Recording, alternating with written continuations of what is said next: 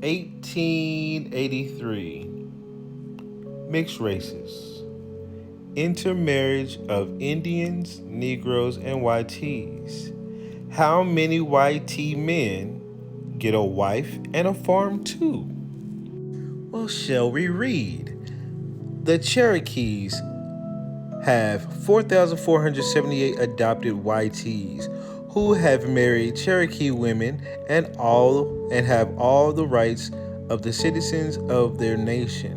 An Indian maiden will choose a YT man for a husband every time, for he makes a better provider than an Indian. By marriage, she thinks she confers a great honor on him, in thus elevating him in citizenship in her nation and conferring upon him free lands, no taxation, office in tribal government, and other emoluments. Okay? Emoluments. Many of these half-breed Cherokee women are cultivated in mind, beautiful in person, industrious in habit, and will compare well with the more favored women in the north than the more favored women in the north and east.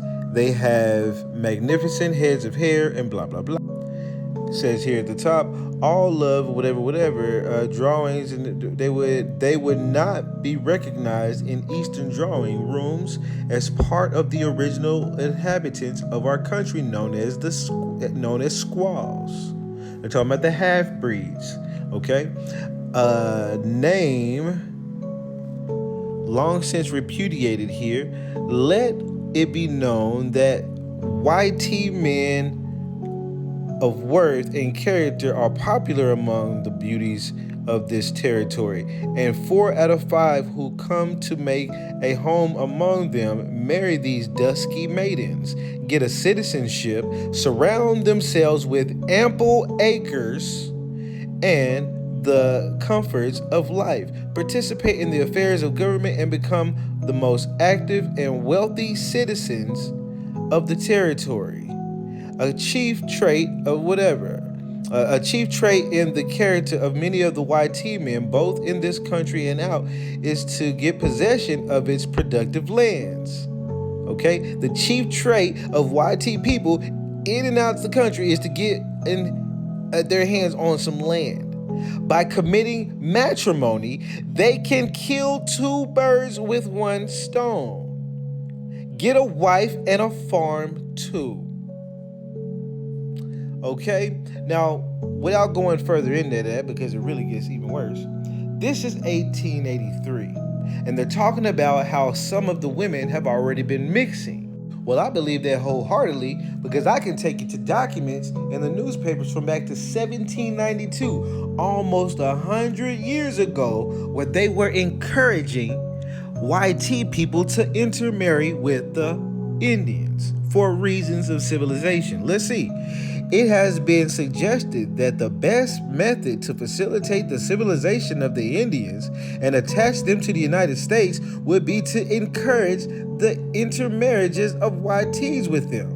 Okay, without getting more into this document, I'm gonna pull up some more. But think about it like this. You got this one and the last one 100 years later trying to say, hey, there's some Cherokee women who have already been mixed, and there's some of the great women out there, so go get you one of these mixed ones, because you can get ample land and all this other stuff, okay? But you can even go here to 1816. There was multiple newspapers articles about this, and this one is from William H. Crawford. He's talked a lot about in these newspapers because he was the Secretary at War at the time, like a head guy, and he wrote a report to the president on the subject of improving the conditions of our red brethren, okay? And it says, if the system already devised has not produced all of the effects which were expected from it, new experiments ought to be made.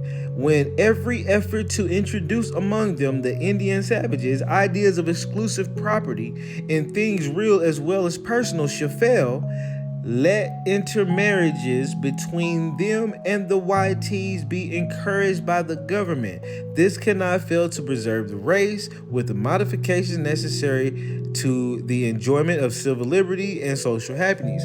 Yeah, you're gonna get civil liberty and social happiness because you're gonna get some of that land, no taxation, because you were coming over here in the colonies and you were bound to the British and paying them taxes. Well, I guess apparently coming through, the Indians did not have to pay the British taxes because they couldn't tax them. They were Indians, right? So to speak. They weren't part of the colonies. So anyways, you have them trying to intermarry within them so they can do that. Let's just say you owe people. Let's just say you have debts. You didn't pay your car payment, you didn't pay your house notes, whatever. Obviously, these debts would be different. This is an older time. But could you get rid of your debts by marrying into a tribe? Well, according to this, let's read. Defaulting debtors from surrounding states may acquire a residence in said Indian territories by intermarriage with Indians or by accepting employment of them and thus place themselves beyond the reach of their creditors, and whereas these is putting them outside the reach of their creditors. It talks about above this, the jurisdiction of the civil laws of the United States does not extend over the Indian territory. So if you owe people, you could back then go and marry into the tribe, get all your debts cleared, get ample amounts of land, an Indian lady, and access to tribal councils. And it was going on. Here's a newspaper in 1825. They like another marriage of an Indian with a white girl contemplated. And they actually talk about Mr. Crawford somewhere in here. But basically, you go down here, it's like the above is from the Middletown Sentinel, and it merits passing notice. When Mr. Crawford, there he goes, was called upon to declare what is the best mode of civilizing the Indians, he himself said that intermarriages with the YTs was the only remedy. Okay, only remedy. But they talk about how, when they try to do it, what I'm saying, they have issues because some people don't want to do intermarriage between these copper-colored people. Like, here's another one. Now, this is 1816. It talks about this same excerpt, if the system hasn't arisen, that it comes from Mr. Crawford. But this right here talks about this is somebody's response to that. It says, whether the flight has been the effect of their crimes or their virtues, this officer of the administration says it will redound more to the honor of the nation for the government to encourage Native Americans to form domestic connections with the tawny, dark-colored Indians and squaws of the forest, and thus increase our population by introducing a copper-colored race, than to mix our blood with that of the foreigners who come here and reside in our country. However, so they saying we would rather mix our blood with the copper-colored Indians and get all these, benefits than to mix our blood with the foreigners who may have the same skin tone as them already other YTs. They'd rather go and be with a copper-colored Indian than an Italian that just came over here from Ellis Island or something of the sort. So yeah, man, long story short, they had been for over 100 years encouraging marriages between YTs and copper-colored skin American Indians, okay? And in that manner, out of those hundreds of years, they knew exactly what they were gonna get. Land, no taxation, get away from your creditors, access to tribal council and governments, and things of that nature, and put themselves in a higher point of society. They knew it. And I have some that married into my families during this time frame, likely for these same reasons, because they got ample land in our name. Plan.